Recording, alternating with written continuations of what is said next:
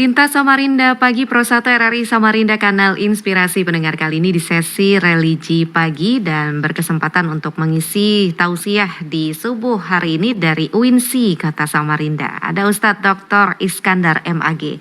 Saya Mita Ustadz untuk hari ini dan nanti juga kita akan mengundang pendengar untuk berdialog dan bergabung langsung bersama dengan kita di sini di 736-566-743495 SMS serta WhatsApp-nya di 081155444976. Hari ini bertepatan di 10 November kita juga dalam peringatan Hari Pahlawan Nasional ya Ustadz ya untuk di Indonesia sendiri. Refleksi Hari Pahlawan. Kita akan topiknya juga mirip-mirip ataupun juga berkenaan dengan tema hari ini yaitu nilai-nilai heroik dalam perspektif Al-Quran. Tentunya ini refleksi Hari Pahlawan.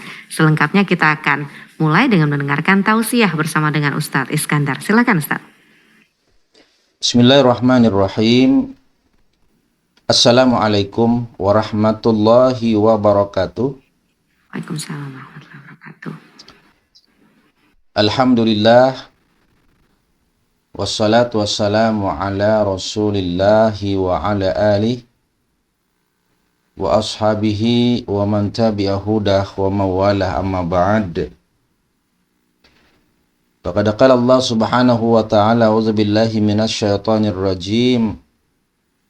Infiru khifafa wa thiqala wajahidu bi amwalikum wa anfusikum fi sabilillah.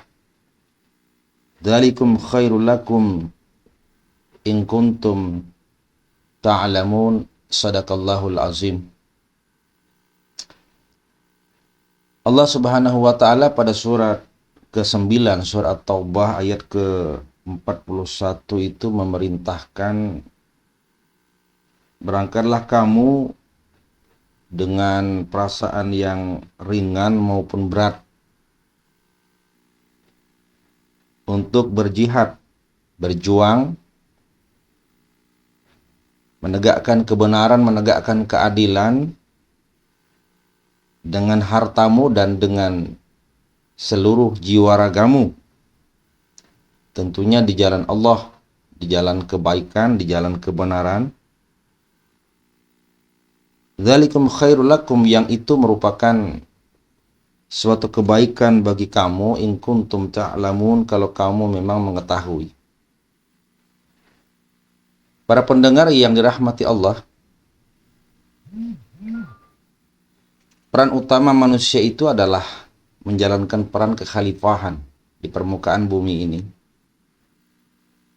Suatu peran di mana manusia itu menjadi dalam tanda petik perpanjangan Tuhan untuk memelihara tidak hanya alam semesta untuk kelangsungan hidup, tapi memelihara bagaimana sistem kehidupan sosial kemasyarakatan, dan kemudian memelihara persatuan kesatuan kemanusiaan, dan bahkan persatuan kesatuan dengan ikatan rasa kebertuhanan yang menciptakan seluruh alam semesta, dan berperan pula untuk menciptakan dan bahkan menegakkan perdamaian dengan basis kebenaran tentunya dan sekaligus dengan basis keadilan.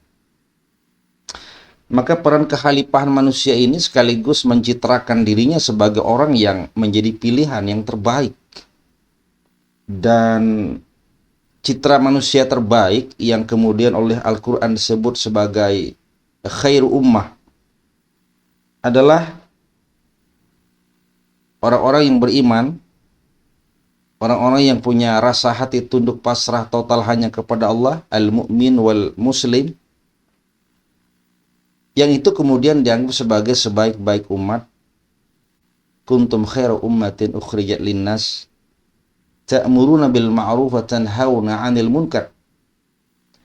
Jadi peran utama itu ternyata oleh Quran dimainkan oleh orang-orang yang memiliki keimanan, kedekatan kepada Allah dan rasa kepatuhan total hanya kepada Allah, muslim, mukmin dan muslim, yang dalam kehidupannya kemudian mendapat amanah untuk menyampaikan apa yang menjadi sebuah kebenaran dan kebaikan,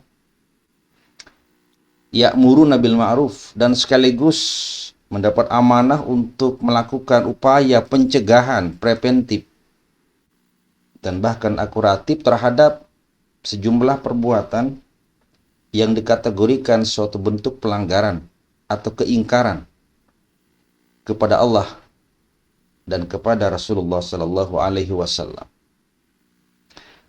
Orang yang kemudian berupaya dengan teguh, berupaya dengan sungguh-sungguh, dengan keras, jiwa raga, harta benda,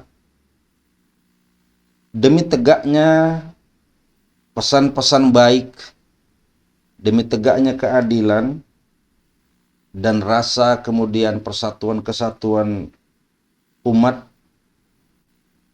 maka inilah yang kemudian disebut dengan mujahid. Dalam terminologi yang kita katakan adalah sama dengan pahlawan. Jadi seorang mujahid itu adalah seorang pahlawan karena dia yang berupaya keras untuk berjuang menegakkan keadilan dan kebaikan, tentunya dalam kerangka untuk meraih keridhaan Allah Subhanahu wa taala atas apa yang Allah perintahkan dan Allah amanahkan kepada kita. Maka muncullah istilah pahlawan. Dalam satu definisi terminologis bahwa kata pahlawan itu kan terambil dari kata-kata pahlawan. Kenapa ada kaitan dengan pahlawan? Pahlawan itu artinya bahwa mereka orang-orang yang mendapat pahala yang besar, pahala yang banyak karena sejumlah perjuangan yang dia lakukan. Menegakkan keadilan, menegakkan kebenaran, meraih perdamaian, kesatuan, persatuan, meraih ridha Allah. Maka merekalah orang-orang yang mendapatkan pahala serta ganjalan yang berlimpah dari Allah. Pahlawan, dan itu yang disebut dengan pahlawan. Para pemirsa, para pendengar yang dirahmati Allah, maka kita sekarang berada pada satu momen yang persis hari ini merupakan momen bersejarah. Ketika kita teringat dengan masa lalu dalam perjuangan bagaimana kita mempertahankan kemerdekaan dari penjajahan, dari kaum imperialis. 10 November, Hari Pahlawan. Sebuah gelora dan gejolak yang luar biasa dari anak bangsa yang dengan keteguhan hati dan tentunya dengan penuh tawakal kepada Allah, mereka berjuang bahkan mempertahankan nyawa sekalipun demi meraih keadilan di persada ini, demi meraih kebaikan, dan demi meraih harga diri sebagai bangsa yang bersatu, bangsa Indonesia. Maka dalam perspektif kita bahwa orang-orang yang memang berjuang demi kebaikan, demi kebenaran, demi keadilan, dan semata-mata mengharap ridha Allah, mereka adalah pahlawan, mereka mujahid, dan kalau mereka jatuh gugur dalam upaya untuk menegakkan keadilan kebenaran itu, maka mereka tergolong sebagai syahid di mata Allah Subhanahu wa taala. Jangan kira bahwa kemudian apa yang mereka lakukan itu merupakan perbuatan yang berlalu dan berakhir ketika mereka sudah wafat atau meninggal. وَلَا تَحْسَبَنَّ الَّذِينَ قُتِلُوا فِي سَبِيلِ اللَّهِ أَمْوَاتًا بَلْ أَحْيَاءٌ عِندَ رَبِّهِمْ يُرْزَقُونَ. Jangan kira mereka-mereka para pahlawan yang meninggal, yang telah berjuang menegakkan keadilan, kebenaran, harga diri, kemudian kebangsaan dan kemerdekaan dalam segala aspek itu dianggap sebagai orang yang telah mati. Allah mengatakan mereka tidak mati. Bahkan mereka hidup di sisi Allah, mendapatkan rezeki dari Allah. Dalam arti apa? Kebaikan itu tidak akan pernah berakhir meskipun pelakunya sudah meninggal. Para pahlawan kita, para pejuang kita, para mujahid kita yang memang ingin mendapatkan ridha Allah, mereka wafat, meninggal, mati syahid. Mereka sesungguhnya tetap hidup bahwa jasa-jasa mereka akan terus dikenang, diingat selalu, selalu hidup dalam kehidupan, dalam ingatan kita, dan kita dituntut untuk terus mengingat apa yang menjadi perjuangan mereka. Kemudian ada banyak hal yang kita bisa ambil contoh ya, dalam kerangka untuk memberikan pemaknaan kepada masa di mana kita sedang memperingati Hari Pahlawan 10 November. Di Quran itu ada banyak kasus ya, di mana kemudian para nabi itu berjuang menegakkan keadilan kebenaran. Bahkan di tengah-tengah para pengingkar yang kejam, para penguasa yang zalim. Nabi Musa alaihissalam itu berserta dengan saudaranya Harun. Sengaja Allah perintahkan untuk mendatangi Fir'aun sebagai penguasa yang zalim. Idhaba ila Fir'aun innahu tagha. Kau pergi berdua, datangi Fir'aun. Karena dia sudah melampaui batas, tidak mengindahkan lagi hak-hak kemanusiaan. Manusia diperbudak dengan begitu kejam, tidak ada keadilan, tidak ada rasa kasih sayang. Maka amanah yang diberikan Allah kepada Musa dan Harun adalah pergi dan jangan lupa katakan kepadanya qaulan layyina, dengan ungkapan bahasa kalimat yang penuh dengan kelembutan, tidak dengan kekerasan. Maka ini pesan yang pertama, bahwa dalam kerangka kita menegakkan keadilan, kebenaran, kejujuran, hatta di hadapan para penguasa sekalipun, ajak mereka, beritahu mereka apa yang semestinya dan yang seharusnya, tapi dengan kata-kata qaulan layyina, dengan cara bahasa, formulasi kata, pilihan kata, diksi yang memang menyejukkan, tidak mendatangkan kekerasan, bahkan nada-nada yang sifatnya memfitnah, apalagi memprovokasi. Ketika itulah kemudian Musa dan Harun berjuang menegakkan pesan-pesan Allah agar keadilan, kebenaran itu merata di masyarakat bangsa Mesir ketika itu.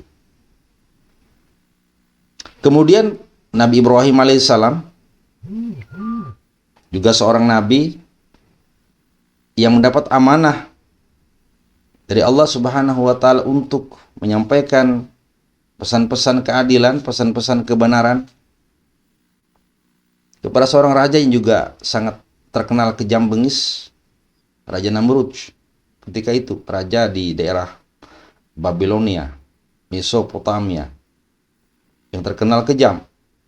Dan dakwah Nabi Ibrahim ke Raja Namrud yang kejam itu pun terjadi dengan dialog yang sangat-sangat logis, di mana suatu ketika Namrud itu mengatakan bahwa dia adalah Tuhan yang bisa menghidupkan dan mematikan. Maka Nabi Ibrahim pun mengatakan, Tuhan saya juga adalah Tuhan yang mematikan dan menghidupkan. Dan tidak hanya itu, Tuhan saya, kata Ibrahim, adalah Tuhan yang bisa menerbitkan matahari. Yang selama ini terbit mungkin di timur, sekarang terbit di barat. Itu terjadi pada masa Nabi Ibrahim. Maka apa yang dikandung dalam pesan dari dakwah Nabi Ibrahim kepada Raja Namrud, sekejam apapun, sezalim apapun penguasa, ketika kita menyampaikan pesan keadilan, kebenaran, tidak mesti harus dengan cara yang penuh dengan kekerasan, tapi tetap menggunakan logika dengan nalar yang sehat, agar kemudian pesan keadilan dan perjuangan menegakkan kebenaran tetap berjalan dengan baik. Apapun resikonya, tapi itulah pesan yang disampaikan oleh Nabi Ibrahim kepada Raja Namrud. Hal yang terakhir adalah Nabi kita Muhammad SAW. Satu pendekatan yang tegas dan tanpa juga melupakan rasa kasih sayang. Rasulullah adalah seorang figur yang asyidda 'alal kuffar ruhama'u bainahum. Kalau kepada orang-orang yang memang pengingkar, beliau tidak segan-segan dengan tegas, dengan keras untuk menyatakan bahwa itu salah. Tapi kalau sesama orang-orang yang beriman, yang taat, yang patuh, begitu lembut, begitu sayangnya beliau.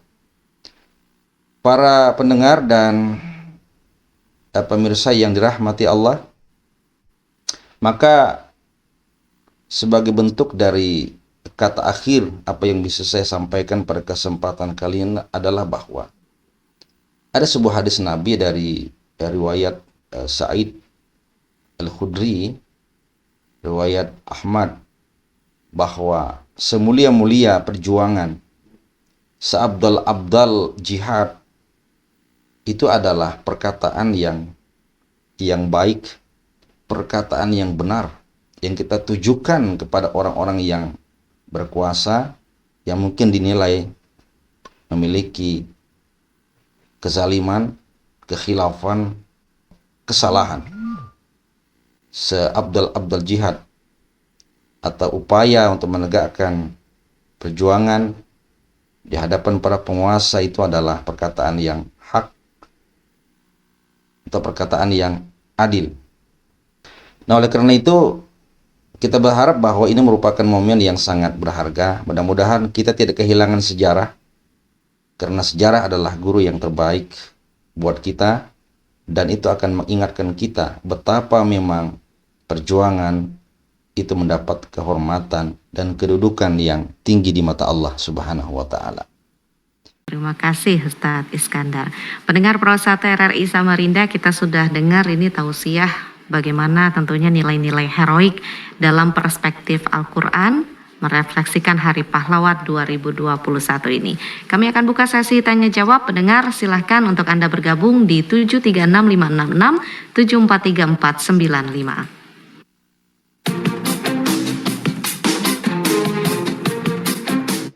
Jadi yang kita garis bawahi adalah pernyataan Al-Quran pada ayat ke-41 ya, dari surat At-Taubah yang ke-9. Itu penegasannya, wajahidu fi sabilillah, wajahidu bi amwalikum wa anfusikum fi sabilillah. Jadi stressingnya itu adalah fi sabilillah. Jadi kalau kita berjuang atau kita kemudian ingin menjadi pahlawan, pahlawan ini adalah pahlawan yang menegakkan agama Allah ya, dengan harta maupun dengan jiwa atau nyawa. Jadi kalau kemudian apa yang kita lakukan itu bukan di jalan Allah, bukan karena untuk dan agama Allah, maka kategorinya tidak termasuk kepada kategori yang dimaksud oleh ayat, karena stressingnya adalah fi sabilillah. Jadi ada banyak orang yang berjuang tapi kemudian bukan atas dasar niat tujuan karena untuk Allah, untuk agama Allah, maka tidak dianggap sebagai pahlawan dalam kategori atau perspektif Al-Quran ini. Dan mereka tidak bisa disebut sebagai mujahid yang kalau dia mati atau meninggal menjadi syahid. Makanya kemudian ungkapan di bagian akhir itu menjadi kata kunci dalam struktur bahasa Arab atau bahasa Al-Quran. Wajahidu bi amwalikum wa ampusikum bi sabilillah.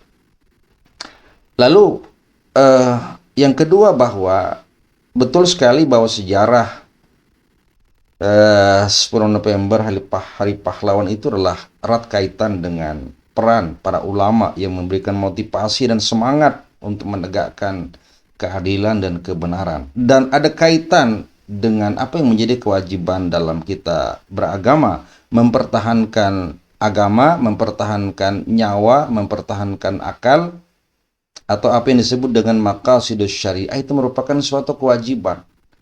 Maka dalam taraf bahwa kemudian kita wajib mempertahankan agama, nyawa, akal, maka kemudian jihad itu menjadi penting. Dan ketika itulah Hadratus Syekh menyuarakan al-jihad, al-jihad, al-jihad, dan itu merupakan satu perintah agama itu sendiri. Makanya kemudian berkobarlah semangat bagaimana kita mempertahankan kemerdekaan, merebut kemerdekaan, dan 10 November merupakan hari yang bersejarah, yang penuh dengan darah-darah para syuhada. Betul sekali bahwa ketika itu juga muncul istilah atau adagium hubbul watan minal iman, cinta tanah air sebahagian daripada iman. Ini memang bukanlah suatu hadis atau riwayat dari Nabi atau bahkan sahabat. Tapi bahwa nilai-nilai yang terkandung dalam ungkapan ini, itu memang ada dasar dari beberapa pernyataan dan apa yang Rasulullah inginkan. Suatu ketika Rasulullah itu kan tinggal di Makkah, kemudian dia berharap bahwa aku mencintai Makkah. Ketika beliau hijrah ke Madinah, beliau juga berharap aku begitu cinta dengan Madinah sebagaimana aku cinta dengan kota Makkah. Maka artinya bahwa unsur kecintaan kepada wataniyah, kecintaan kepada tanah air, itu Rasulullah ungkapkan. Meskipun dalam ungkapan itu tidak sama persis seperti kata-kata Hadratus Syekh, hubbul watan minal iman. Tapi dalam upaya untuk membangkitkan semangat juang demi menegakkan kalimah tauhid, ya, kebenaran, keadilan, menegakkan agama Allah, maka itu perlu disuarakan. Kemudian yang ketiga, bahwa ada persoalan banyak orang yang kemudian melakukan pelanggaran atau perbuatan-perbuatan yang tidak baik. Itu persoalan lain, ya, bahwa perbuatan buruk akan dibalas dengan keburukan, dan tujuan yang baik tapi dengan cara yang buruk tidak akan menyampaikan kepada tujuan yang baik. Nah, soal terakhir bahwa ada kebijakan yang Bapak sinyalir merupakan sebuah kebijakan dari kementerian. Saya mohon maaf belum membaca persis bagaimana isi, ya, atau kemudian pernyataan dalam keputusan atau peraturan menteri yang apakah memang betul dalam arti melegalkan atau ada pengertian lain. Mohon maaf, saya tidak paham itu. Tapi yang jelas saya berkeyakinan bahwa sepertinya kita tidak bisa membenarkan untuk melegalkan atau melegalisasi praktek apapun itu berbentuk perzinahan. Karena ya dalam perspektif agama jelas apapun bentuknya, mendekati saja tidak boleh, apalagi melakukan itu. Apalagi kemudian dibuat sistem legalitasnya. Saya kira dalam perspektif Islam itu bertentangan sekali dengan semangat kita untuk menegakkan kebaikan dan hak asasi kita sebagai masyarakat muslim. Nah, oleh karena itu, kalaupun ini menjadi suatu kenyataan, saya kira akan menjadi tantangan besar agar kita bisa introspeksi diri. Bahwa dulu ketika masyarakat zaman Nabi Lut, ya, terkenal dengan praktek-praktek sodomi, praktek-praktek lesbi, praktek-praktek homoseksualitas, itu bukan hal yang baru, ya. Sejak itu sudah berkembang. Tapi apa yang terjadi sebagai suatu pelajaran, kemurkaan Allah itu muncul dan Allah berikan, Allah timpakan kepada mereka, Allah balikkan kehidupan mereka, kemudian mereka dibinasakan oleh Allah Subhanahu wa taala. Maka pesan kita bahwa kalau kita ingin menjadi baik, menjadi selamat, menjadi hidup ini aman bahagia, maka tetaplah kita melakukan kebaikan dan jauhi perbuatan yang dilarang oleh Allah Subhanahu wa taala. Silakan pendengar Pro 1 dan juga Pro 4 bergabung kembali dengan topik kita hari ini, pendengar, adalah nilai-nilai heroik dalam perspektif Al-Quran. Tentunya dalam refleksi Hari Pahlawan, ya, bersama Ustadz Iskandar dari UINSI Samarinda. Kemudian di tengah pandemi COVID-19 ini, Ustadz, apa yang masyarakat Indonesia tentunya setelah berabad kemarin itu kita dijajah oleh bangsa luar, kemudian juga bersabar setelah sekian abad seperti kata Ustadz tadi. Di zaman sekarang ini apa yang bisa dilakukan oleh masyarakat kita, terutama di Kalimantan Timur? Jadi Nanti ada banyak hal yang kita lakukan sebagai penerus dari perjuangan para mujahid, para pahlawan kita. Dulu konteksnya adalah kita berjuang melawan para penjajah imperialisme, imperialisme Barat, mencaplok wilayah negara kita. Dalam konteks kekinian, kita berjuang bukan lagi dalam kerangka mempertahankan dan membela diri dari penjajahan kalangan imperialis, ya. Tapi bagaimana kita berjuang melepaskan diri dari penjajahan. Satu, penjajahan ketidakadilan, penjajahan kezaliman. Di mana-mana terjadi kezaliman. Maka upaya untuk membebaskan kezaliman itu merupakan suatu perjuangan yang besar, ya. Kemudian bagaimana kita membebaskan kebodohan. Di mana-mana kita masih merasakan bahwa pendidikan tidak merata. Begitu mahalnya pendidikan, banyak orang dan anak-anak generasi kita bangsa Indonesia yang belum mencapai taraf pendidikan yang layak dan baik. Itu menjadi sebuah perjuangan yang harus kita lakukan, perjuangan yang besar. Ya, bahwa kemudian masalah terbesar kita ialah masalah kebodohan, dan itu harus dibangkitkan. Bagaimana kita berjuang untuk menegakkan agar bangsa ini menjadi tercerdaskan ya dengan cara berpendidikan yang layak dari kemudian tingkat level atau tingkat rendah sampai ke bahkan perguruan tinggi. Tidak ada cara kecuali kita mencerdaskan ya dan menjadi orang-orang yang pintar gitu. Dan demikian pula dengan penjajahan material ya, kita dijajah dengan teknologi, dengan budaya-budaya asing yang kemudian bisa melemahkan bisa menggoyahkan iman kita. Itu suatu perjuangan besar juga. Kita sekarang berhadapan bukan lagi dengan senjata, piece to piece senjata ya, tapi dengan kekuatan teknologi. Kita Betul. menggunakan gadget, menggunakan software, menggunakan aplikasi, itu jauh lebih besar ya perjuangannya melawan penjajahan. Dulu penjajahan imperialis barat jelas, kalau nggak Belanda, Jepang. Tapi Ya. sekarang penjajahan global, dunia, dimanapun, dari manapun, segmen apapun terjajah dengan perkembangan iptek ya dan budaya serta sosial kehidupan masyarakat yang sekarang sudah termasuk tadi ada wacana bagaimana melegalkan perzinahan, Oh, meskipun belum tentu bagaimana pernyataan itu benar atau tidak, tapi itu sebagai sebuah tamparan keras ya bahwa kita sudah mulai dijajah secara sosiologis dan bahkan secara budaya. Bagaimana mungkin dalam peradaban budaya timur, budaya kita yang luhur, yang agung, kemudian saling menghormati, tiba-tiba dicemari oleh perbuatan-perbuatan tercela seperti itu. Ini kan suatu perjuangan yang luar biasa yang harus kita tegakkan. Maka Rasulullah mengatakan kalau kita melihat kemungkaran, ya dengan kekuasaan. Maka para penguasa juga harus terlibat bagaimana kemudian menegakkan kebaikan, keadilan, gitu kan. Falyughayyirhu biyadih. Itu lebih kepada kemampuan, kekuasaan, kebijakan. Kalau nggak mampu ya dengan lisan, dengan cara kita menyampaikan, dengan cara berdakwah. Saya kira porsi para ulama, para khutbah itu adalah menyampaikan dengan penuh arif dan bijak ya, masukan-masukan penting kepada pihak atau pemegang kebijakan. Ya kalau nggak mampu juga ya kita harus berupaya dengan doa kita semoga kemudian semua ini berakhir ya, tidak berlanjut. Jadi pada fase sekarang nilai-nilai perjuangan kita itu bergeser dari tidak sekedar lagi mempertahankan wilayah teritorial dari penjajahan imperialis barat atau kemudian Belanda dan bahkan Jepang, tapi sekarang penjajahan globalisasi ya dari segala macam sudut dan arah, dan hmm. ini merupakan tamparan yang jauh lebih keras ketimbang penjajahan tempo dahulu. Islam mahjub bil muslimin. Umat Islam itu kadang-kadang tertutupi dengan umat Islam sendiri. Islam itu baik, Islam itu sempurna ya. Islam itu indah, Islam itu adil. Tapi keindahan, kesempurnaan, keadilan Islam itu kadang-kadang memang kita akui tercemar oleh orang-orang muslim sendiri. Al-Islam maju bil muslimin, dan ini merupakan realitas ya dalam sejarah manapun dari bangsa Indonesia, bangsa yang beragama Islam itu pasti ada itu. Dan disitulah kemudian peran kita setiap kita adalah pemimpin ya.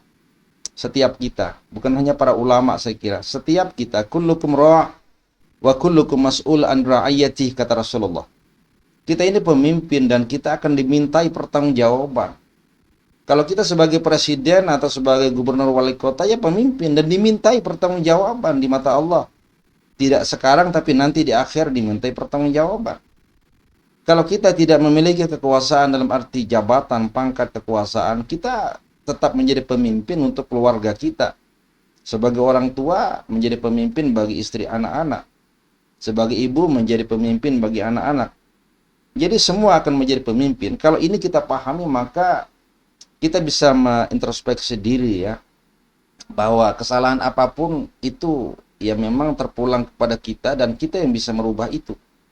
Allah tidak akan merubah nasib kita kalau kita tidak merubah dengan usaha dan niat kita sendiri. Ya innallaha la yughayyiru ma biqaumin hatta yughayyiru ma bi anfusihim. Dengan cara apa kita merubah? Ya pertama kita harus melakukan gerakan moral. Saya kira gerakan-gerakan moral untuk kembali menegakkan keadilan, kejujuran, kesamaan, itu akan terus disuarakan. Makanya Rasulullah mengatakan afdalul jihad adalah kalimatul haq 'inda sultan. Jihad, perjuangan yang paling utama itu ialah perkataan yang benar, yang hak, yang adil, meskipun di hadapan para penguasa. Kalau penguasanya sudah adil, akan jauh lebih baik dan lebih mudah, karena sudah adil. Yang repot, yang susah adalah ketika penguasanya zalim. Kalau kita menyuarakan keadilan, kebenaran di hadapan penguasa yang zalim, tapi disitulah kata Rasulullah, seabdal-abdal perjuangan kita.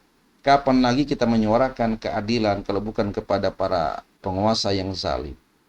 Satu lagi ini Ustadz, terakhir. Baik. Untuk Islam dan juga nasionalisme tahun ini 2021 ini tentunya menjadi satu napas yang harusnya mewarnai dinamika, kemudian kebinekaan Indonesia ya, dan juga revolusi kemerdekaan yang juga disisipkan. Ini ada takbirnya Bung Tomo kemarin waktu itu. Nah, ini apa yang bisa menjadi pesan untuk masyarakat di tahun 2021 ini, tentunya merefleksikan Hari Pahlawan ini agar Islam dan nasionalisme ini berdampingan, Ustadz. Betul sekali bahwa kita sebagai masyarakat yang beragama Islam, menjadi Muslim, ketika hidup dalam wadah negara Kesatuan Republik Indonesia, maka kita juga harus punya dan rasa untuk mempertahankan semangat nasionalisme ya.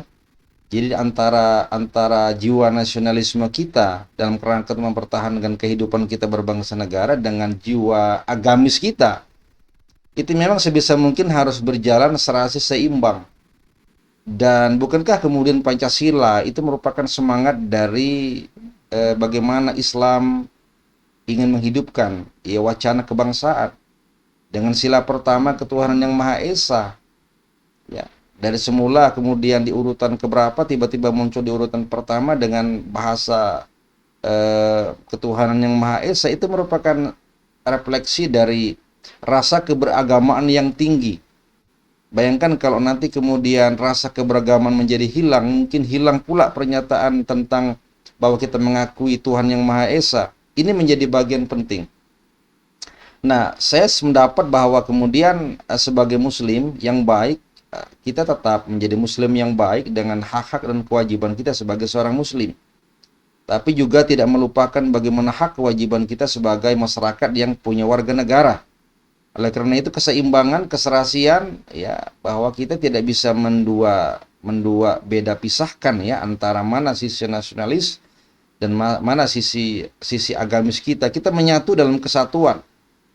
Bukankah Muslim itu akan berbuat, akan bertindak itu menurut apa yang dia yakini dan tetap dalam koridor di mana dia berada. Kita berada dalam komunitas masyarakat berbangsa bernegara, maka apapun yang kita lakukan tidak melupakan di batas mana kita berada. Karena keadilan itu adalah bagaimana kita menempatkan posisi kita di tengah-tengah posisi kehidupan orang lain di sekitar kita. Sebagai Muslim berarti kita juga harus mempertimbangkan bagaimana komunitas yang non-Muslim. Karena Rasulullah mengajarkan ketika di Makkah sebagai kepala agama, tapi di Madinah beliau kepala agama plus kepala negara. Begitu banyak nilai-nilai yang bisa kita petik bahwa antara semangat nasionalisasi kita, nasionalisme kita dengan semangat agama itu bisa menyatu dalam keserasian dan keindahan. Dan saya kira masyarakat Madani itu merupakan pancaran dan refleksi dari kehidupan yang betul-betul menyatukan antara nuansa keagamaan dan nuansa kenegaraan. Pendengar Pro 1 RRI Samarinda, ini sudah di akhir sesi untuk sajian ini. Silakan Ustadz ditutup dengan kesimpulan dan juga doa Ustadz. Baik para pendengar dan pemirsa yang saya hormati, jadi hidup ini adalah perjuangan.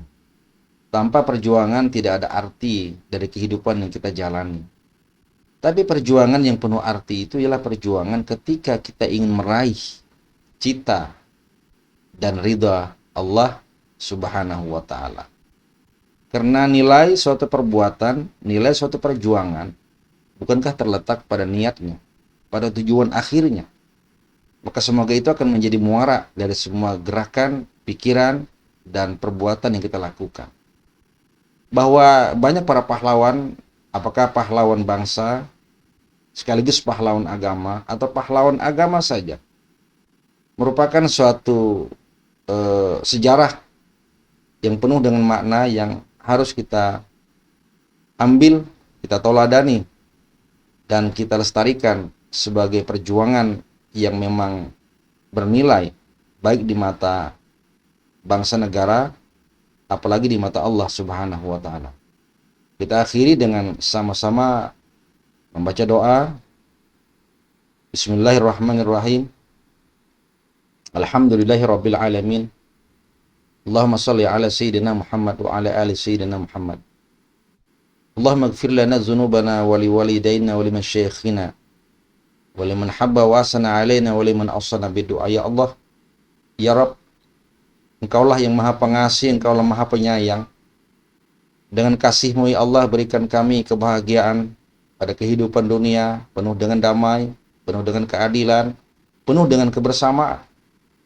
Dengan rahim-Mu ya Allah, satukan kami sebagai umat Nabi Muhammad yang taat, yang cinta kepadamu, taat dan cinta kepada Rasul-Mu dalam surga yang penuh dengan kenikmatan kelak di akhirat.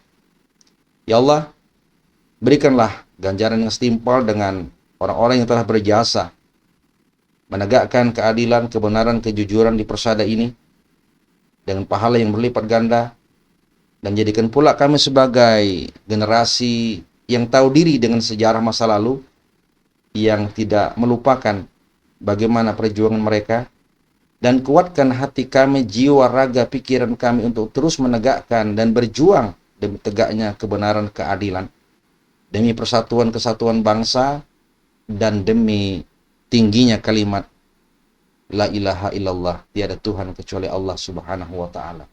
Rabbana atina fid dunya hasanah wa fil akhirati hasanah wa qina adzabannar. Wa sallallahu ala sayyidina Muhammad wa ala alihi washabihi wasallam. Walhamdulillahirabbil alamin. Wassalamualaikum warahmatullahi wabarakatuh.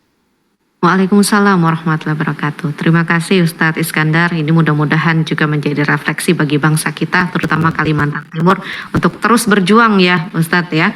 Amin. Mendirikan tadi Islam dan juga nasionalisme yang berdampingan. Sehat selalu Ustadz, mudah-mudahan bermanfaat untuk kita semua. Mudah-mudahan sehat walafiat semua.